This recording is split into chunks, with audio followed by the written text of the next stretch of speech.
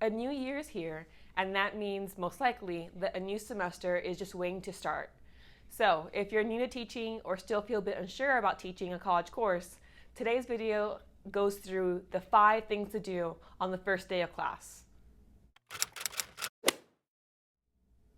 Hi there, it's Erica from Ever Educating, and this channel is all about teaching tips, tools, and resources for new college instructors, as well as some more general tips about grad school. So in today's video, I really want to talk to those of you who are new to teaching a college course, because I know that it can be really nerve-wracking if it's your first time, or even your first few times teaching. And so going in with a game plan is a good idea to help you boost that confidence on that first day of class. And so there's 5 things that I recommend doing on the first day, and we're going to go over them in order. But first, I do want to let you know that I have a whole blog post series and video series about designing your first week of class.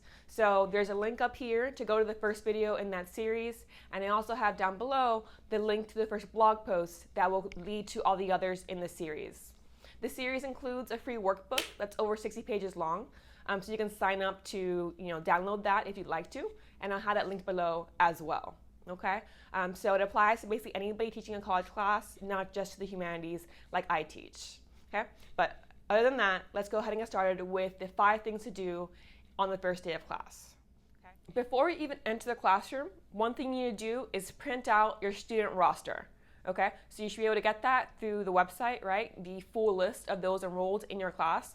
And wait a bit before you do that, maybe the day before, because you might have some adding and dropping even up to that point, or post it, of course, too.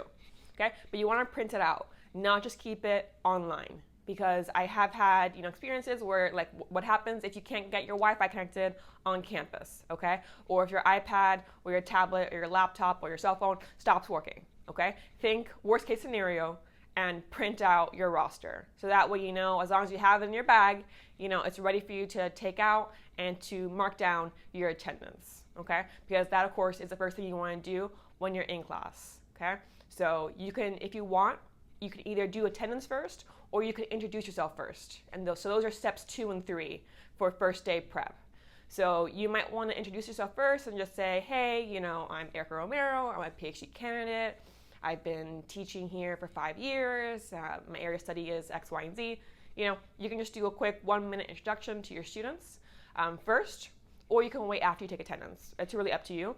But I do feel it's important to at least tell them a bit about yourself so they start getting comfortable with, like, okay, this person's an individual with individual interests and not just a teacher that I'm going to stare at for the next 16 weeks. She or he does something outside of just teaching. Okay, so introduce yourself, let them know your name, how you pronounce it, what you prefer to go by. Do you want to go by Erica? Do you want to go by Ms. Romero or Mrs. Romero, Dr. Romero? What is it that you want your title to be? Let your students know that in your introduction. So you either do that first or second, right? And then the other thing to do is to take attendance. So you always want to do this early because you want to know your students' nicknames or the names they go by, right? Or pronunciation of names. And obviously you can't know that until you ask, okay? So just go from the top to the bottom and let them know, right? If you go by another name, please let me know, right? So you might have nicknames, right? So I go by Jessie instead of Jessica, right? Or you might have, like, I go by a middle name, which is Noelle. You never know. There's also usually names you can't pronounce or have difficulty pronouncing. So just say, I'm going to give this my best, but let me know how to do it properly. And then what I do is I actually kind of write phonetically their name on top of their name on the roster so I can start remembering how to pronounce it properly. Okay? So definitely do this, okay? And respect, obviously, what they say their name is, okay?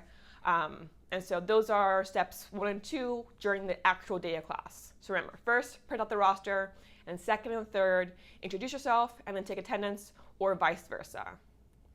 All right, so after you've gone over the roster, right, on the attendance sheet and also your introduction, the next step is to go over your syllabus. And you definitely want to do this in person because you never know who will actually read it outside of class, okay? So do not assign reading it for homework. That's not going to go well. Go over it in class, maybe not verbatim, word for word, but you want to go over the main parts of it to make sure that students know that information. My suggestion is to do a small activity with them as well. So pass out an index card for each student and have them anonymously write down one question they have about the syllabus. Okay? So you can tell them, even if you think you know it all, what one question would you mind me answering for you? So have them take a couple minutes to write that down, collect them, and then go through them and start answering those questions. And you might notice patterns, which might be a hint to you to go over it in more detail again, that element of the syllabus. But basically, just take some time, go through their questions, make sure they're actually paying attention and understanding what your policies are, what the major assignments are, what the course is about, all that jazz, right? So do take the time to go to the syllabus and potentially do a small activity where they can ask you questions. If you don't want to do the activity, you do want to make sure you say, do you have any questions? Or even better, what questions do you have for me? In the hopes that some of them will actually ask what they might be confused by, right?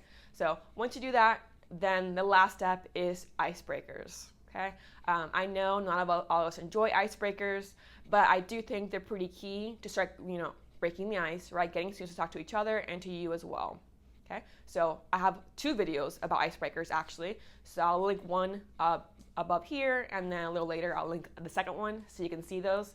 But if not, one of them is part of that 5-part series that I mentioned at the beginning of the video. So if you go through them in order, you'll eventually hit the first icebreaker video, which connects to the second. But basically, icebreakers, to me, what's key is to start knowing their names, student names.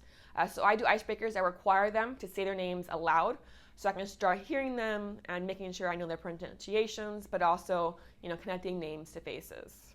If you have 100, 200, 300 students, obviously this is not a viable option for the most part.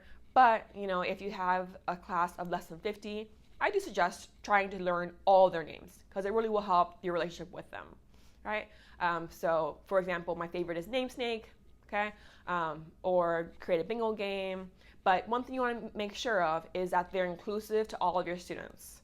So if you know going in that you have a blind student or you have a student with mobility issues, right, or whatever the case may be, then plan icebreakers that make sure that they can all be involved in it, right, and not be self-conscious in any way or struggle through it. So you might want to have a few options for backup plans, because maybe you show up and you realize that a student has broken their leg, so they actually cannot move throughout the classroom, right? So that takes away doing an activity that requires a lot of movement in class, right? So again, I have, I believe, 9 examples of icebreakers in that workbook, but I go over a few in the video if you don't want to, see those, or the blog post as well. And that's day 1, okay? So easy peasy, right? You print out the roster beforehand, then you introduce yourself, go over the roster to make sure you know their names, nicknames, pronunciations, go over the syllabus with potentially an activity about questions, and then do icebreakers for the rest of that class period. You might actually do more than one, or you might only have time for one. It depends. Okay? If you don't have time for icebreakers because the syllabus took too long, well, then you can always do icebreakers the next day, or if you don't want to do them, don't do them during that week. It's really up to you to decide, right?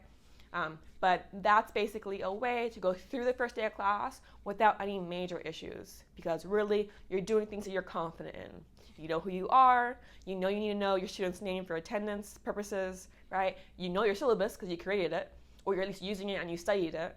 And then icebreakers, you can design yourself, right? So it doesn't have to be as scary, day 1. Day 2 might be more of teaching, more teaching activities, but day 1 can just be relaxing. Let's get to business and talk about what we're going to be doing this semester, but then let's learn about you, right? Rather than being all about you lecturing or talking for that full class period. All right, so that's it in a nutshell, the first day of class. Hopefully this is helpful for you, and if it is, please let me know by clicking the like button below.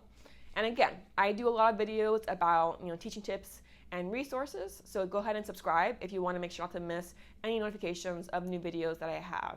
I have a whole playlist about teaching tips, so again, if you're new to teaching, you can go through all my older videos. I have quite a few by now, because they have tips across a lot of areas of teaching. Okay, so I'll see you next week with another video.